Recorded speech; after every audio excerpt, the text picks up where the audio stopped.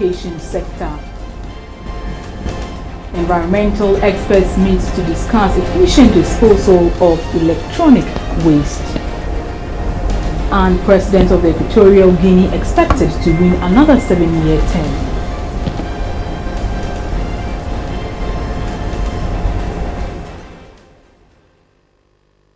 Hello, this is News Hour on GBC 24, your own news channel, and GTV. My name is Micheline Taka.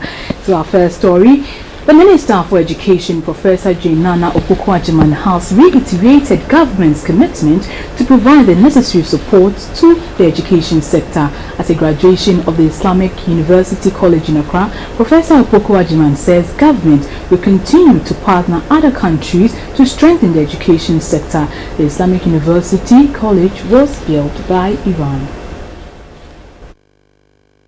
Established in September 2000 by the Al-Mustafa International University, the Islamic University College Ghana is the premier Islamic university in the country and West Africa. In its 15 years of existence, the University College has produced specialists in administration, academia, banking, economics, and entrepreneurship to provide the needed manpower for the public and private sectors. Of the 137 students who graduated at the school's 12th congregation, 29 had first class. The president of the Islamic University College Ghana, Dr. Mohsen Marefi, said the school's priority is to train students to become functional members of society. The Islamic University College Ghana has made knowledge its first priority. For the past 15 years, the UCG has worked in training and equipping our students with the skill and knowledge they need to become functional members of society. The Minister for Education, Professor Nana Opoku-Agyeman, who spoke on the spate of unemployment in the country, urged the students to be change agents in society. The government wishes to assure you that again it will continue to create the environment which is right for you to contribute to the development of the country. As you move up, go with respect for everyone. Go placidly. Go with humility. Go with the determination to make life better, especially for people you don't know and those who can never repay you. The University College is accredited by the National Accreditation Board and affiliated to the University of Ghana, Legon.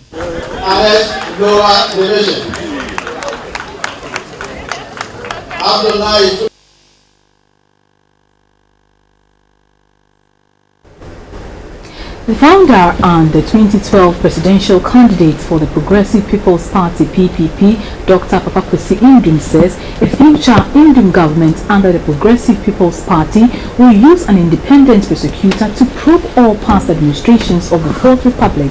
He further revealed that he will set up a committee to oversee the process. Dr. Ndum was addressing students of the University of Cape Coast. Dr. Papa Kwesi Ndum was speaking on the topic 2016 and beyond, educating and ensuring peaceful election experience in Ghana. The forum was part of activities marking the 53rd celebration of the Students' Representative Council Week. The gathering, which took place at the forecourt of the Adishi Hall of the University of Cape Coast, saw many enthusiastic students buying into the vision of the PPP. Dr. Ndum outlined key areas crucial to ensure peaceful elections this year. Holding leaders of political parties and candidates accountable, directly and personally accountable for the violent acts committed by their members and supporters. And we must support and encourage law enforcement agencies to prosecute everyone found to engage in violent acts without fear or favor.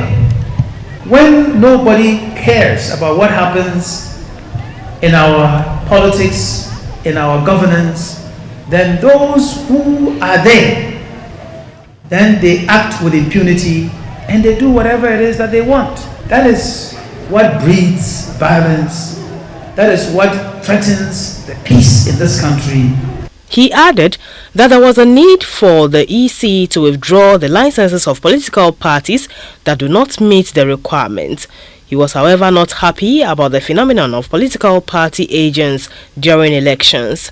A lecturer at the University of Cape Coast, Mr. Efifa Amankwa, cautioned the EC against any action that may result in an electoral dispute in this year's general elections. Promoting sustainable consumption and efficient disposal of electronic waste was the focus of a validation seminar at Kumasi in the Ashanti region. The program was organized by the University of Cape Coast under the auspices of Switch Africa Green Project and funded by the United Nations Development Fund, UNDP. About 40 scrap dealers selected from the Swami Light Industrial Area and Dagomba Line and Waste Management Companies participated in the program.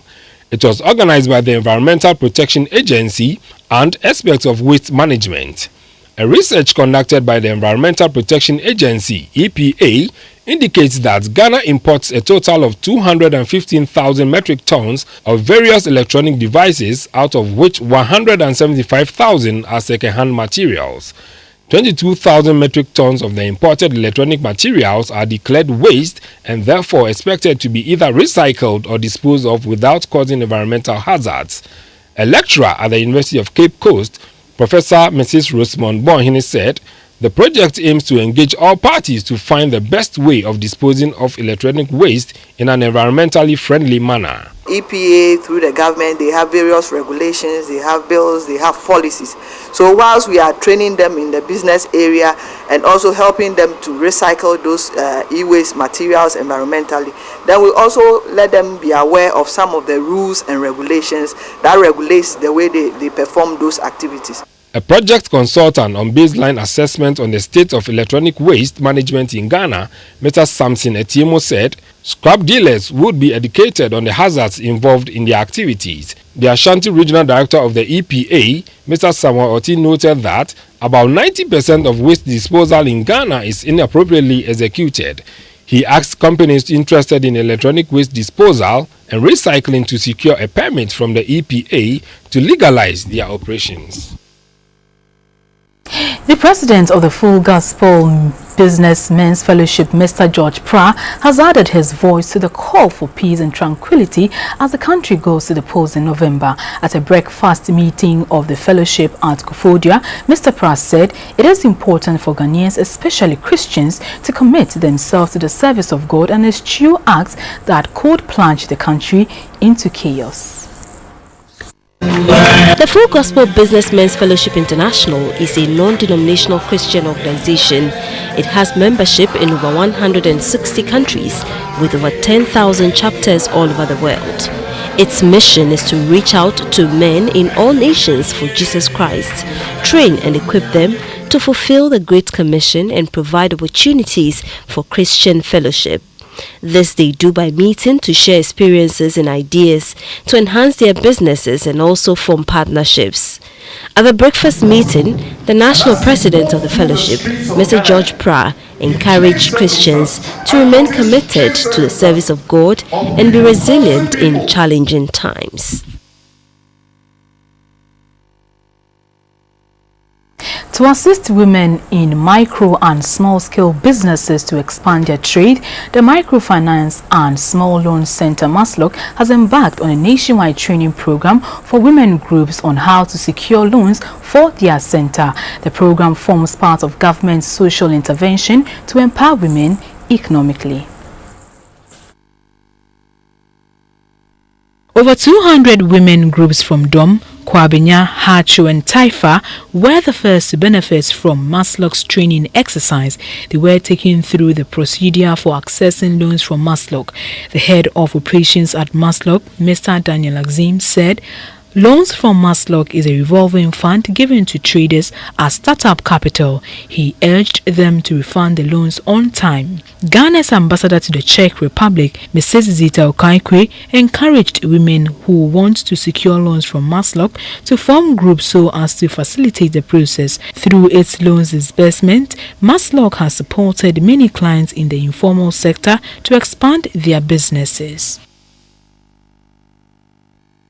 The chairman of the Kumasi Presbytery Church, Reverend Professor Frank Fuga, has appealed to political parties and their supporters to be mindful of their activities and utterances ahead of the election. He appealed to Ghanaians to be more tolerant regardless of their political differences. Reverend Professor Frank Fuga made the remarks at a Presbyter's Representative Council in Kumasi.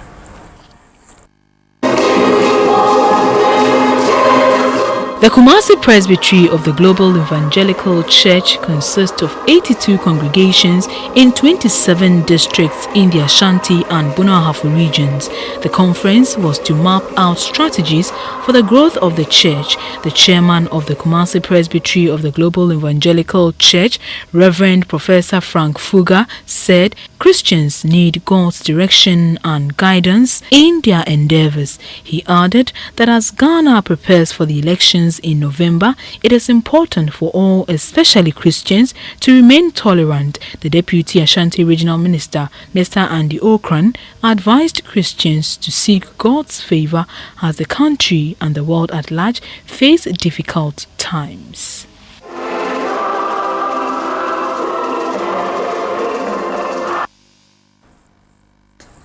The Kumasi Diocese Bishop of the Methodist Church of Ghana, Right Reverend Christopher Nyako Andam, has advised the leadership of the churches not to focus only on the spiritual growth of its members, but also support those in need. Right Reverend Andam was speaking at the 55th Annual Synod of the Church in Kumasi.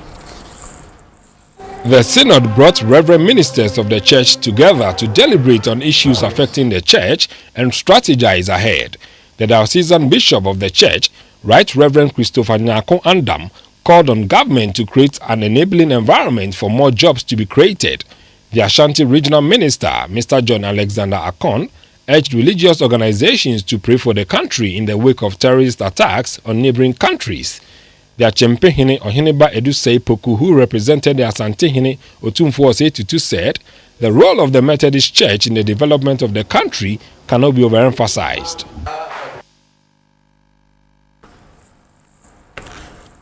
It's the last week in April and preparations towards the November elections are gathering steam with the start of the limited voters registration exercise. Cholera still remains a national threat and therefore the launch of a national effort against it. Also in Accra in the week gone by, we bid farewell to the political giant Jake Obichebi-Lamte. On the international front, over 330 million people were affected by drought. There's more in your week in pictures.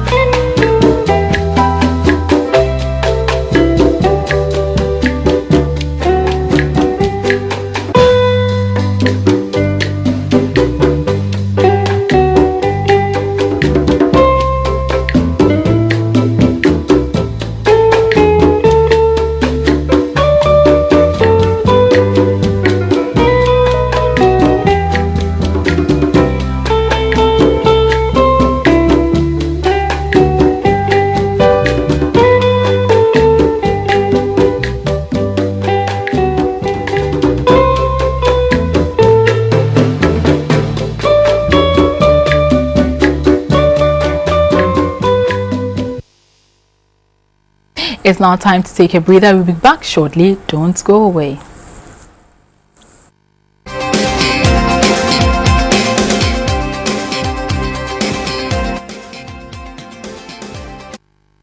On the international front, the president of Equatorial Guinea is expected to dominate today's elections, securing a new 7-year term that could take his reign past the 4-decade mark. Teodoro Obiang Nguema Mbasogo, the incumbent president, is currently Africa's longest-serving leader. The country's opposition leader and international civil society groups have already dismissed the vote as not credible. Obiang, 73, faces 6 mostly unknown opponents, with most of the opposition boycotting the polls. Election results will start to come in after the polls close at 9 p.m. local time, and final results are expected on Monday. Obiang, who has ruled Equatorial Guinea for nearly 37 years after overthrowing his uncle in a coup, is accused of presiding over one of the world's most corrupt and repressive governments.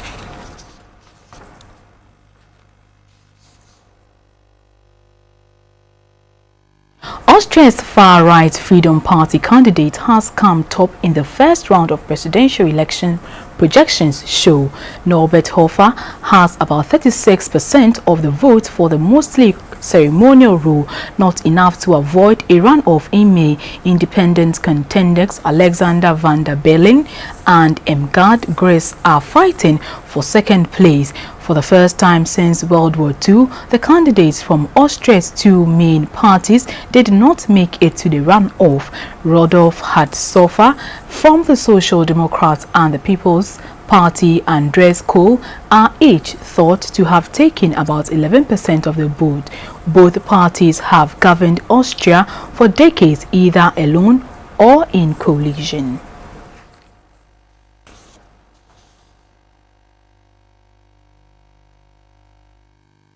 U.S. Now President Barack Obama has ruled out deploying U.S. ground troops in Syria and says military efforts alone cannot solve the country's problems. He also said he did not think so-called Islamic State would be defeated in the last 9 months of his office. Mr. Obama, who has been on a 3-day visit in the UK, also warned that Britain could take up a 10-year to negotiate trade deals with the US if it votes to leave the EU in a June referendum. The US president later arrived in Hanover, Germany, where the hopes to boost support for the controversial Transatlantic Trade and Investment Partnership TTIP deal.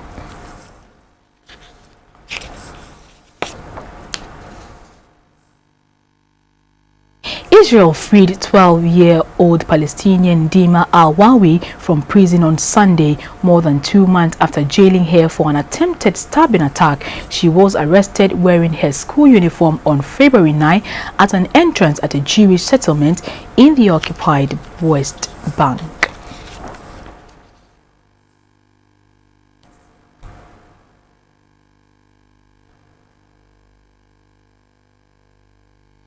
We take another break. We'll be back shortly with sports.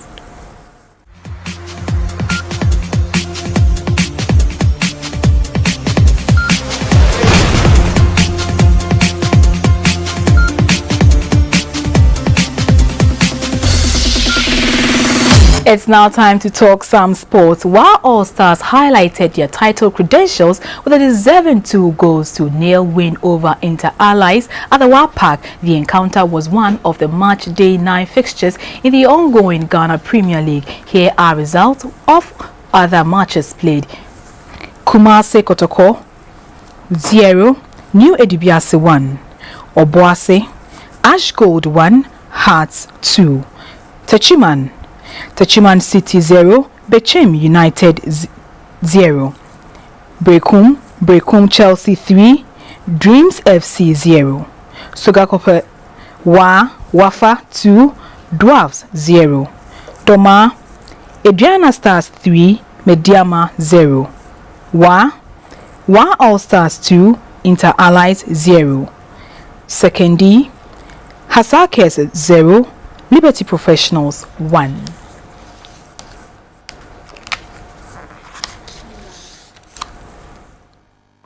Ace long-distance runner Raja Ngle and Abdul Rahman Balika have won the men and women's category of the Western Regional edition of the Millennium Marathon.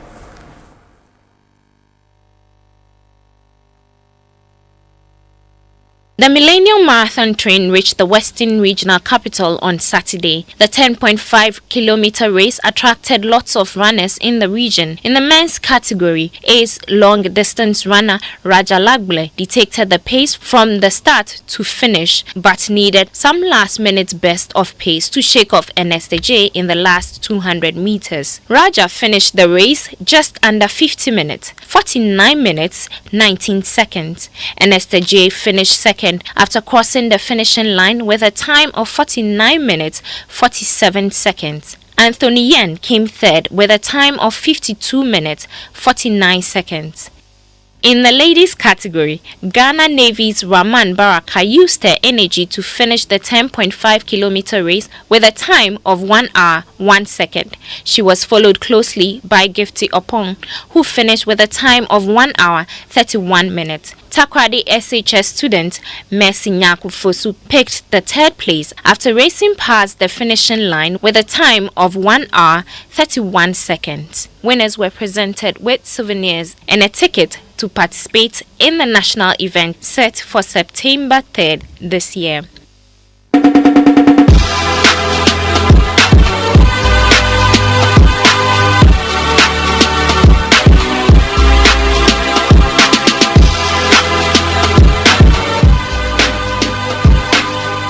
The influential Congolese music star Papa Wemba has died after collapsing on stage in Abidjan in Ivory Coast. Video from the concert show the artist, who was 66, slumped on the floor as dancers continued to perform, unaware of what was happening. His manager has been quoted as confirming the death.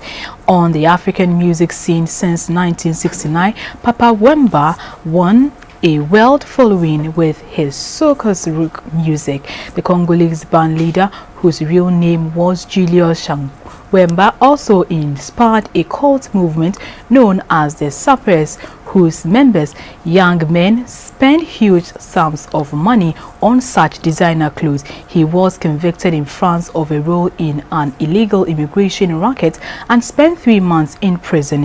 He remained one of Africa's most popular musicians.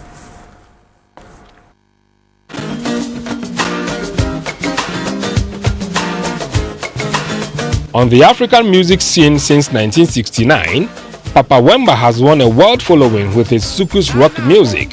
The Congolese band leader, whose real name was Jules Shungu Webadiu, also inspired a cult movement known as the Sappers, whose members, young men, spent huge amounts of money on designer clothes. In 2004, he was convicted of people smuggling in France and spent 3 months in prison. A Belgian court convicted him of the same crime in 2012, handing down a fine of 22,000 euros and suspended prison sentence of 15 months. The artist fell ill while performing on Sunday. Reports say he died before he could be brought to the hospital. He remained one of Africa's most popular musicians. Soukous, also known as Ramba Rock, became the most popular sound across Africa. He appeared in 2 feature films, Life is Beautiful in 1987 and Wild Games in 1997. In addition to the prison time he spent in Europe, he was once jailed in Zaire, now the Democratic Republic of Congo, for allegedly having an affair with the general's daughter. His conviction in France related to a racket whereby illegal immigrants were taken to Europe posing as members of his band.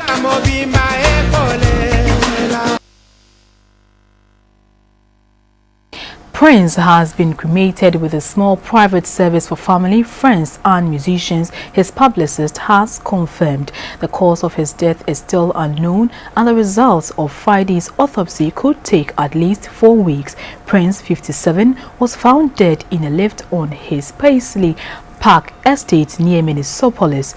Officials said there were no signs of injuries to his body and no indications that he had been killed or killed himself. Publicist Anna said the singer's final storage would be kept private. Prince was celebrated by the small group of his most beloved family, friends and his musicians in a private, beautiful ceremony to say a loving goodbye.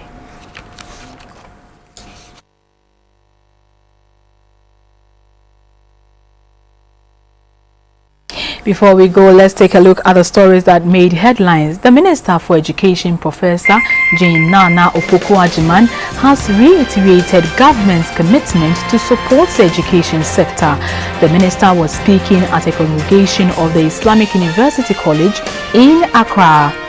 Environmental experts have met to discuss ways to dispose of electronic waste in the environmentally friendly manner. At a validation seminar, the EPA urged companies interested in the electronic waste disposal and recycling to secure permits to legalize their operations.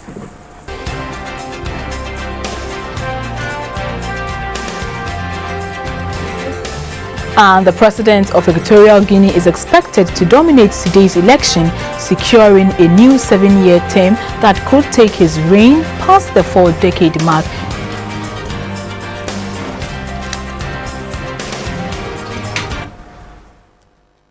That's all on you. Our talking point will be discussing limited voter registration exercise.